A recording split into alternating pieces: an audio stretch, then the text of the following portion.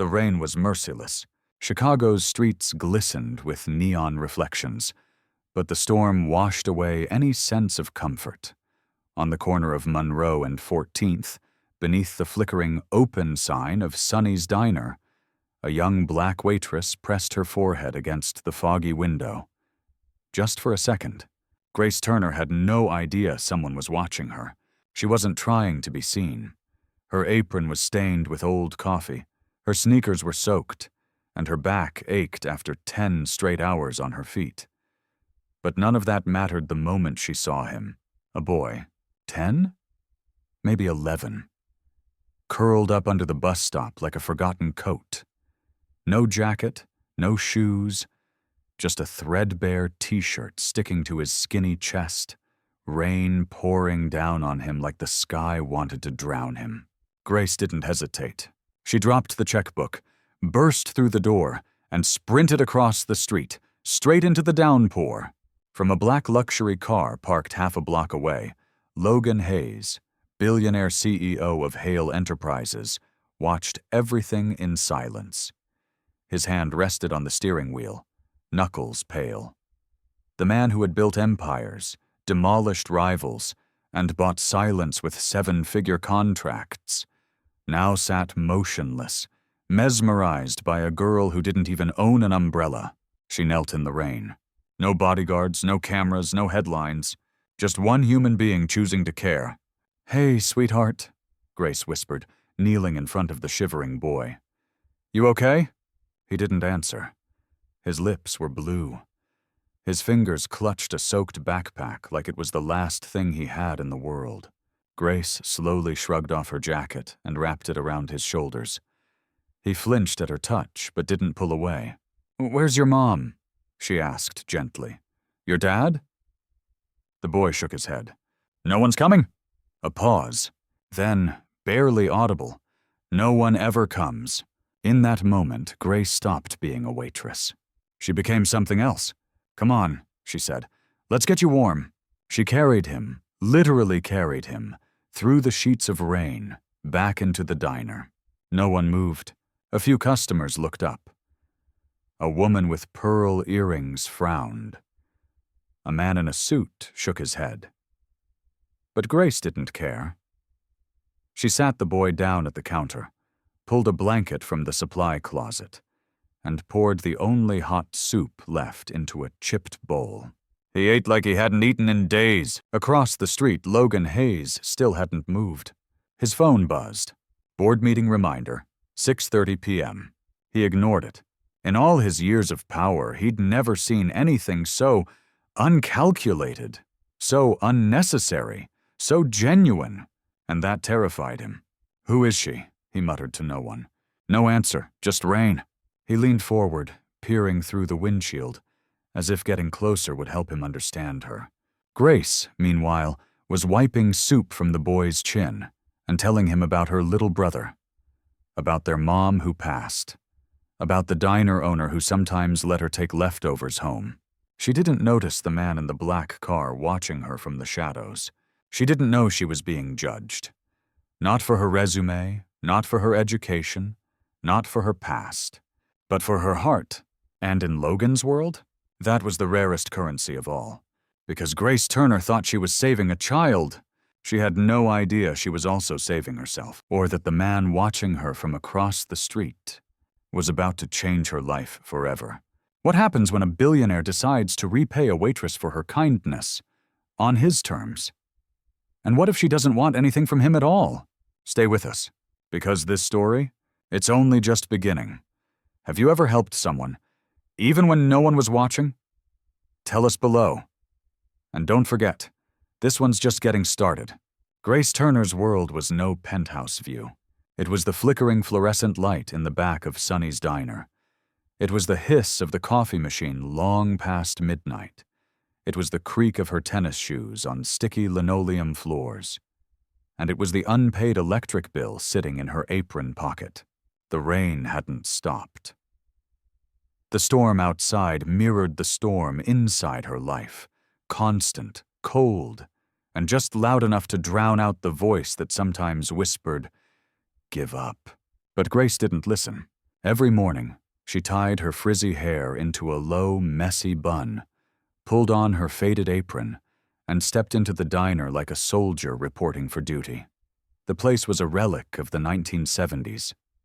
Chipped tiles, cracked leather booths, and a neon "open" sign that buzzed like it had something to say. Grace had no time to daydream. She had bills. She had Ethan, her 14-year-old brother, who still flinched at thunder ever since the night their parents died in a house fire. She had rent due in 4 days. And she had no one. No family, no godparents, no rich aunt waiting in Malibu. Just the diner and the people she served. But even here she had her rituals. Every night, after closing, she carefully packed up uneaten food into foil containers. She knew exactly where to leave them. Under the 12th Street overpass, behind the music store, and in the alley next to St. Catherine's. She never stayed long. No selfies, no speeches, just warmth in a styrofoam box. Her co-workers noticed, of course. One of them, Marla, rolled her eyes every time Grace clocked out with an extra bag in hand. "You know they ain't gonna say thank you, right?" Grace just smiled. "That's okay. I'm not doing it for thank yous." That night, the night of the rain, the diner had been quiet. A few regulars sat nursing their coffee like it was the last warmth they could afford. Grace wiped down the counter, her eyes tired but steady. She was thinking about Ethan's school field trip. How he didn't tell her about it because he knew they couldn't afford the $40. That's when she saw the boy, the one from the bus stop, soaked, shivering, alone. She didn't wait for permission. She didn't ask her manager. She just ran. By the time she brought him in and fed him, the whole diner had fallen silent. Not out of compassion, out of suspicion. A woman with pearl earrings whispered to her husband. A man with a briefcase stood up and left. One of the teenage servers muttered, "Should have just called the cops." But Grace didn't care. She wrapped the boy, still nameless, in a blanket and poured him a second bowl of soup. "Take your time," she said softly, like she wasn't trembling from the wet clothes sticking to her skin. Across the street, Logan Hayes hadn't blinked. He wasn't just watching anymore. He was confused, because Grace Turner wasn't supposed to exist. Not in his world. Not in boardrooms or stock portfolios or quarterly earnings. He had grown numb to charity galas, PR stunts, and influencers posting Carrefour give-back moments for likes. But this girl, she didn't post. She acted, without applause, without audience. And that unsettled him more than he expected. He reached into his coat, pulled out a slim black notebook, and scribbled, "Find out who she is, discreetly." Then he sat back. Rain tapped the windshield like a slow metronome, matching the quiet beat of something strange in his chest. Regret? Wonder? Maybe something like hope. Inside, Grace leaned against the counter. The boy finally looked up and whispered, "My name's Caleb." She smiled. "Hi, Caleb. I'm Grace." He looked at her the way abandoned kids look at someone who didn't walk away. She smiled again, but something tightened in her gut. Where were his parents? Why was he alone? Why did he look like he hadn't spoken to anyone in days? She didn't know. But she did know this. She was never going to be the person who looked away. Not now, not ever. Have you ever helped someone just because it felt right? What would you have done if you were Grace? The storm passed, but something stayed with Grace. She kept thinking about Caleb. The way his small hands shook when he held the spoon. The way his voice cracked when he said, "Thank you," like he hadn't said it in a long time. He never asked for more. Never demanded anything. And the way he looked at her when he left? Like he didn't expect anyone to care next time either. Grace went back to her routine. Same apron, same coffee stains, same pain in her lower back from standing too long. But something had shifted. A few days later, a customer walked in. He didn't belong. Not in Sonny's diner. Not with his tailored navy suit. Not with shoes that probably cost more than her rent. Not with that polished watch that gleamed under the flickering diner lights, like it didn't belong in this world. But it wasn't his clothes that made Grace pause. It was his eyes. Like he'd seen her before. "Table for one?" she asked, trying to mask the unease in her voice. "Yes," the man replied with a calm that made the air feel colder. "And if it's okay, I'd like you to be my server." Grace blinked. "That's fine," she said, flipping open her notepad. "Coffee to start?" He smiled faintly. "Please." Throughout the meal, Grace kept feeling it. His eyes. Watching her. Not in a creepy way, not flirtatious, just curious. Studying. Measuring. Every time she poured coffee for someone else, helped a mother with her crying toddler, or handed a regular customer their usual without being asked, she felt his gaze tracking every move. When she finally brought his bill, he pulled out a sleek black credit card. Nothing unusual, until she came back to clear his table and saw it. A white envelope. No name, just one line handwritten on the front. "Open when you're alone." Grace hesitated, but something in her gut said this wasn't just a thank you card. She slid it into her apron, finished her shift, and only after the last customer left and the chairs were stacked did she sit down in the corner booth and open it. Inside, a check. $60,000. She gasped. For a second, she thought she was dreaming, but the paper was real. The signature at the bottom? Real. And just beneath the amount was one more line. "For the woman who reminded me what humanity looks like." A grateful stranger. Grace's hand trembled. She had never seen so many zeros in her life, let alone tied to her name. Was this a joke? Was someone filming her? She ran outside, looked down the street. Nothing but fog and taillights. No black car, no man in a suit. Just the cold echo of silence. The next few days were chaos inside her heart. Was she supposed to cash it? What if it was fake? What if it wasn't? What if it changed everything? She didn't tell anyone. Not Ethan, not her co-workers, not even Marla. But she couldn't stop staring at it, holding it, rereading the note like it would explain everything if she just read it one more time. Until one evening, the bell above the door chimed again, and he walked in. The same man, same suit, same steady calm. This time he didn't sit right away.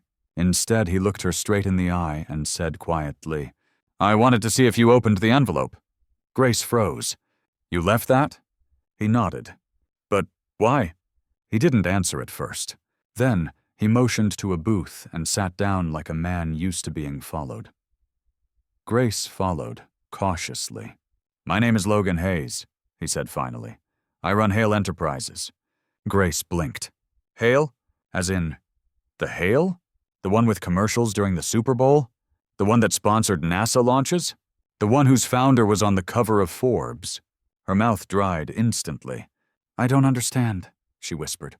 "Why me?" Logan studied her. Not like an executive. Not like a recruiter. Like a man trying to believe in something he forgot existed.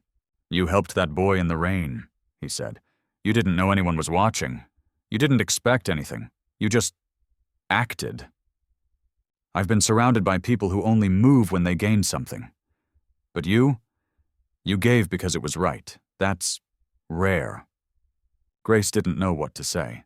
This wasn't a job interview. This wasn't charity. This was something else. He slid a second envelope across the table. She hesitated. "What is it?" "Ownership papers. For a small cafe space I just purchased downtown. It's yours, if you want it." Grace stared at the envelope. Her breath caught. This wasn't a tip. This was a future. But before she could answer, Logan said one last thing. "You don't owe me anything. Just promise me you'll keep being exactly who you are." And with that he stood up, buttoned his coat, and left. No strings, no expectations. Just, "Grace, what would you do if someone gave you the chance of a lifetime, just for being kind? Would you take it? Or would you walk away?" At first, Grace didn't cash the check, didn't sign the cafe papers, didn't tell her brother. She kept going to work like nothing had happened, Same greasy counter, same heavy plates, same aching legs, but everything felt different, not because of what she had, but because of what people thought she had. It started with whispers. "She's the one the billionaire gave money to. Must be nice, huh? I wonder what she really did to deserve that." Then came the looks. The regulars stopped tipping. Marla started giving her the cold shift. Even her boss, Mr. Garrison, asked, half joking, half serious, if she was planning to buy out the diner and fire us all. Grace smiled through it, but it stung. It wasn't just the money that made people uncomfortable. It was the idea that someone like her, a black girl from nowhere, with no degree, no inheritance, and no polished accent, could be chosen. That kindness could be rewarded without conditions. That a waitress could be seen. One night Marla cornered her in the break room. "You know what people are saying, right?" Grace, folding napkins, didn't look up. "People say a lot of things. They say you seduced him." Grace froze. "They say he's your sponsor, your sugar daddy. They say you played him." Grace finally turned to look at her. "And what do you say, Marla?" Marla smirked. "I say you got lucky, but luck runs out." Grace said nothing. But that night when she got home, she cried. Not because the words hurt, but because for a moment, she started to wonder if maybe they were right. Maybe she didn't deserve it. Maybe she was just a lucky waitress in the right storm. Ethan noticed. "You okay?" he asked from the couch, eating the same leftover pasta she made every Tuesday. Grace nodded. "Yeah, just tired." But she wasn't just tired, she was drowning. In her hand sat the deed to the cafe Logan had given her. In her head were the voices of everyone who didn't believe she belonged. And in her heart, doubt. That Sunday, Grace walked past the storefront of the cafe.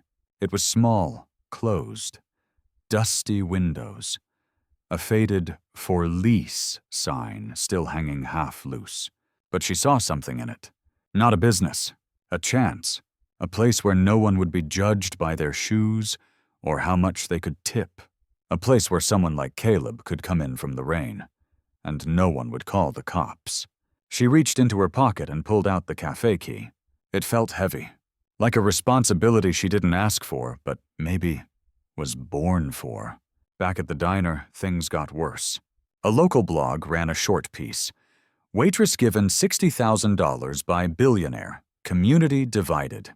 The comments? "Cruel. She probably slept with him. Why not donate that to real causes? This is why the rich get richer. They give to girls with nice smiles, not people who work hard." Grace read everyone. Twice. Until one night, Logan Hayes called. "You okay?" he asked. "I don't know," she whispered. "I thought people would be happy for me. Instead, I feel like I did something wrong." Logan didn't respond right away. Then he said softly, "I used to think money solved problems. But the truth is, it only shifts them." Grace laughed, dry, bitter. "I didn't ask for this. I just didn't want that boy to freeze." "And that," Logan said, "is exactly why you were the right one." But his words couldn't quiet the noise. The next day, someone tagged her name on the diner wall. Gold digger. Her boss didn't clean it. Neither did Marla. Grace wiped it herself, in silence. That night she stood alone in the center of the empty cafe. Dust in the air, rust on the faucet, silence echoing like judgment. She stared at the blank walls, then pulled out a pen. On the back of a napkin, she wrote the first menu item. "Grilled cheese, pay what you can. First meal's always free." She taped it to the wall. It wasn't much, but it was hers. Have you ever been punished for doing the right thing? Would you still do it again? Before the rain, before the diner, before the check and the whispers and the cafe, there was a woman named Marilyn Turner, Grace's mother. She didn't leave behind much. No money, no house, not even a grave the family could afford to visit every year. But what she did leave behind was something Grace carried everywhere, even if she didn't always realize it. A lesson, a scar, a promise. It was a Saturday. Grace was 9 years old. She remembered the day not because anything extraordinary happened, but because it was the first time she saw the world punish her mother for being kind. They were standing in line at a local grocery store. Their cart was filled mostly with canned soup, oatmeal, and diapers for baby Ethan. Marilyn had just finished her second shift as a cleaner at a nursing home. Her uniform smelled like bleach and baby powder. In front of them in line was a man, older, frail, trembling. His clothes were torn. His shoes had duct tape where soles should have been. He looked at the cashier, counted the coins in his palm, and whispered, "Is that enough?" It wasn't. The cashier, young, annoyed, was already rolling her eyes. "That's not even half. You need to move." The man looked down, ashamed, clutching a loaf of bread and a bottle of water. Everyone behind him began to murmur, "Just let him go." "Jesus, it's just a loaf of bread." This is holding everyone up. But no one helped. No one moved. No one paid. Except Marilyn Turner. She stepped forward, gently. "I got it," she said. "Add it to my bill." The man turned slowly, eyes wide like he wasn't used to being looked at with kindness. He whispered, "Ma'am, thank you," and Marilyn smiled. Not because she was proud, not for applause. She smiled because it was right. But not everyone agreed. As they left the store, Grace remembered the voice of the store manager behind them. "You think you're a hero? We're not a soup kitchen." Marilyn didn't answer. She didn't explain herself. She just walked forward, holding Grace's hand. And Grace, looking up at her, whispered, "Why did you do that, Mama? We don't even have enough." Her mother stopped, crouched, and looked her in the eye. "Because when we do have enough, baby, we share. And when we don't, we still try. Because this world doesn't need more rules. It needs more people who see." Grace didn't fully understand back then, but she felt it. 2 weeks later, Marilyn was quietly fired. No warning, no paperwork, no reason. Just a whisper campaign that said she was too emotional for the job. At the time, Grace didn't connect the dots. Now she did. Her mother was punished for helping someone who couldn't help her back. Just like Grace was being punished now. That night, Grace sat in the back corner of the empty cafe, curled in a dusty chair, holding her mother's old locket. It had no photo, just a tiny slip of paper, folded so many times the creases looked permanent. On it, in her mother's faded handwriting, "When they tell you you're too much, be more." Grace closed her eyes. The whispers, the online comments, the dirty looks, the word "gold digger" still faint on the diner wall. They were loud, but her mother's voice? Louder. She stood up, walked to the wall, and on a chalkboard she wrote 3 simple words. "Everyone is welcome. No ID required, no dress code, no manager approval. Just come in, be seen, be fed." And just like that, the ghost of Marilyn Turner smiled from the walls. Not because her daughter had made it big, but because she remembered. Has someone ever taught you kindness? Not with words, but with sacrifice? If you had to choose between being respected or being kind, which would you pick? Sunlight. For the first time in weeks, it poured through the dusty windows of the cafe like some kind of divine approval. Grace stood in the center of the empty space, sleeves rolled up, hair tied in a messy knot, cheeks flushed with the kind of fire that only comes when you stop trying to survive and start trying to build. She wasn't waiting for permission anymore. The sign on the door was hand-painted. The welcome table. Underneath, pay what you can, eat if you're hungry, sit if you're tired. No fine print, no expiration date, just kindness, and that scared people more than she expected.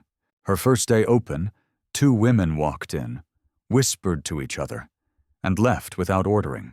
The second day, a man in a suit came in, looked at the blank chalkboard menu, scoffed, and said, "So, this is like a charity thing?" Grace, behind the counter, smiled calmly. "It's a dignity thing." He didn't stay. But by day 3, they started coming. A single mother with 2 toddlers, an elderly man with Parkinson's, a teenage girl in foster care, a delivery driver who'd just gotten laid off. They came, they sat, they ate. Some paid with crumpled dollars, some with a thank you note, some just with silence. Grace accepted all of it. And something strange happened. People started leaving more than they owed. Not out of guilt, out of awe, but not everyone approved. An online headline read, "Ex-waitress opens unprofitable cafe. Too idealistic to survive?" The subheading? Critics say it's a disaster waiting to happen. Grace didn't care. She was too busy making grilled cheese sandwiches and pouring tomato soup into mugs with mismatched handles. One evening, just before closing, the bell above the door rang. She turned and froze, standing in the doorway, soaking wet, hair tangled, backpack barely holding together, was Caleb, the boy from the bus stop. The reason this cafe existed at all. He didn't speak. He just stared, eyes a little older, shoulders a little more tired, but still him. Grace rushed over. "Caleb?" He nodded once, like a kid who didn't trust the world to give him anything twice. He started, voice cracking. "I didn't know where else to go." "You're home," she whispered, and hugged him. Tight, like her arms could stitch back everything the streets had torn from him. She made him soup, sat him in the warmest booth, wrapped him in a blanket. He didn't ask for anything, didn't expect anything, but she gave anyway, because this time she could, and this time the world was watching. The next morning, a reporter showed up. Word had gotten around. A cafe with no prices.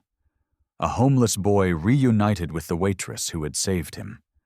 A billionaire's tip turned into a sanctuary. The camera lights came on, but Grace stayed calm. "I didn't open this place to get famous," she said. "I opened it because too many people are drowning, and everyone keeps walking past the water."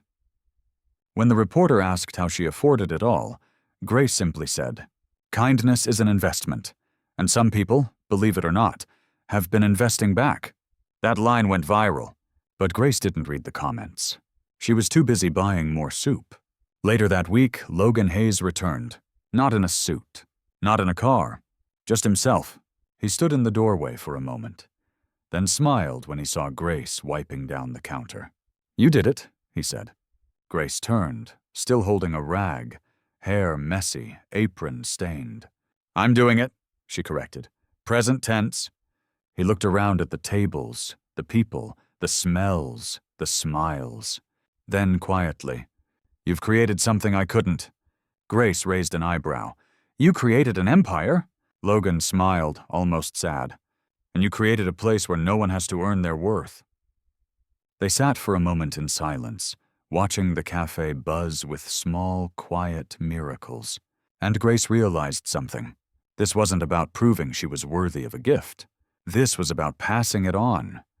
If you had the chance to open a door for someone, no rules, no payment, no expectation, would you? And what would you name the place? At first, the media loved her. Former waitress builds cafe of kindness. Rainstorm Angel now feeds the forgotten. From soup to soul, the cafe with no cash register. But adoration is a fragile currency, and kindness, when made public, is always suspect. It started with a podcast. A popular finance influencer, Tanner Griggs, took aim. On air, he scoffed. "You really believe some billionaire gave her 60 grand just because she's nice? Come on. She's either sleeping with him or she's his PR strategy." The comment went viral. By noon, the hashtag #ChachoGraceIsFake was trending. By nightfall, someone graffitied her cafe window with "Bought and paid for." Grace didn't respond. She didn't have time. She was making sandwiches for a woman who just fled an abusive partner, pouring tea for an old man who hadn't spoken to anyone in days, refilling coffee for 2 immigrant students studying by candlelight. But the world outside didn't care about soup and silence. They wanted a story, preferably a scandal. Reporters camped outside. Drones hovered. And finally, a panel show invited Logan Hayes. It was meant to clarify the nature of his donation. He looked sharp, polished, prepared. And yet when the host asked, "Why her? Why not a vetted organization?" he paused, then said quietly, "Because she reminded me of something I lost." But the damage was done. Clips were cut, taken out of context. Billionaire admits emotional motivation for funding Waitress. Hale CEO crosses personal boundaries with Café founder. The internet exploded. Grace received hate mail. Photos of her and Caleb were turned into memes. One comment read, "Using a homeless kid for sympathy? Pathetic." That night, Grace locked the doors early. She sat in the back corner of the cafe, now her cafe, and tried not to shake. She'd faced poverty, loneliness, prejudice. But this was humiliation disguised as curiosity. It was public judgment without a trial, and she was too tired to fight. That's when Caleb walked in. He'd been helping clean tables, silent as always. But now he stood in front of her, fists clenched, cheeks red. "They don't know anything," he said. "They weren't there." Grace looked up, startled. "They weren't there when you pulled me out of the rain, when you wrapped me in a blanket, when you gave me soup and didn't ask me for anything in return." His voice cracked but didn't break. "You didn't even ask for my name." Grace blinked. I just wanted to help." "I know," Caleb said, "but they don't." He turned toward the camera crew still outside the window, and without warning, he walked out, right into the spotlight. "Excuse me," he said to the swarm of reporters. Microphones turned. Cameras zoomed. "I'm the kid she helped in the rain. My name's Caleb, and you all have it wrong." Gasps. Silence. Caleb continued. "She didn't know I had a billionaire for a father. She didn't ask for cameras or headlines. She just saw someone cold and chose not to walk away. She's not fake. She's the only real thing that ever happened to me in this city." The clip went viral overnight. "I Stand With Grace" trended for days. People flooded the cafe with donations, cards, emails. But Grace, she stayed quiet. Because now, they weren't just watching her cafe. They were watching her. Later that week, Logan returned again. No entourage, no car. Just a folded newspaper in hand. The front page? Grace Turner, Dignity Under Fire. He handed it to her. "You handled that better than most CEOs I know." She didn't smile. "Why didn't you stop it?" she asked. Logan exhaled. "I thought if I stayed silent, the truth would speak for itself." Grace shook her head. "That's not how the world works, Logan. Silence is a choice, and too many people already chose it." A pause. Then Grace added softly, "Is that what happened to you too?" Logan looked up. "What do you mean?" She held his gaze. "The thing you lost." Another pause. Longer this time. Then finally Logan said, "It wasn't money or faith or meaning. It was my son." Grace froze, but Logan didn't elaborate.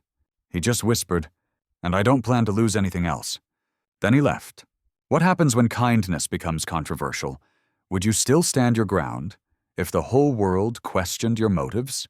They met one last time, not at the cafe, not in front of cameras, but at the rooftop of Hale Tower, Logan Hayes' kingdom. The Chicago skyline burned orange as the sun slipped behind steel and glass. Below, the city roared. Above, silence. Grace stood at the edge, hands gripping the stone railing, heart heavier than any check, any praise, any accusation. Logan stood a few steps behind. For once, he didn't speak first. "You lost your son," Grace said. A statement, not a question. Logan nodded. "He was 17, boarding school.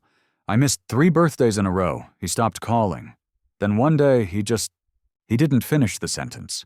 He didn't need to. The silence was the sentence." Grace turned to face him. "You tried to fix that by helping me." "No," Logan said. "I tried to rewrite the ending. But life doesn't let you edit past chapters." He paused. "You can only choose how the next ones read." There it was. The truth. Not written in ink, but in absence, in guilt, in rain-soaked memories. Grace pulled something from her coat pocket. A folded napkin. Faded. Creased. On it, in her mother's handwriting, "When they tell you you're too much, be more." She handed it to Logan. "For when the world gets too loud." A beat. Then Logan pulled out something too. A manila folder. Inside, documents. City zoning clearances. Tax-exempt foundation status. A license to replicate your cafe model. anywhere. Grace flipped through them. This is a franchise? Logan shook his head. It's a movement. I'll fund the structure, but the name, the soul, that's yours. Grace blinked. You want me to be a brand? No, Logan said. I want you to be a blueprint. For a long time, Grace said nothing. Then, I don't want to be on magazine covers. You won't be. I don't want to answer to shareholders. You won't have to. I don't want this to be about me. It never was. They stood there, two broken people trying to build something whole. Then Grace nodded. But there's one condition. Name it. You don't just write checks. Logan raised an eyebrow. You show up. 1 month later, in a quiet neighborhood on the south side, a new café opened. No prices, no uniforms, no judgments, only a name etched on the glass. The welcome table, Chapter 2. Outside, a line wrapped around the block. At the counter, a former nurse who had been laid off during the pandemic now served soup with a smile. In the corner, a retired teacher taught a kid how to write his name. And in the middle of it all, no spotlight, no speech, stood Grace, watching, smiling, just being. She never became a billionaire. She never ran for office. But across the city, cafe windows began appearing like stars. Chapter 3, Chapter 4, Chapter 5. People copied her, because kindness, it turned out, was contagious, even without a press release. And Caleb, he grew up working beside her.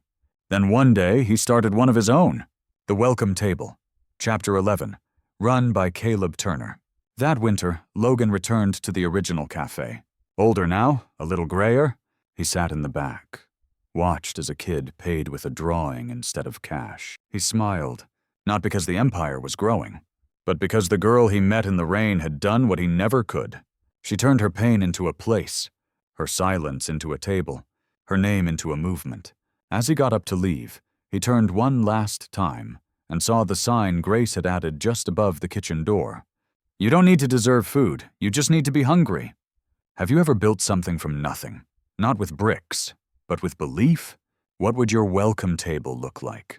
And more importantly, who would you open the door for?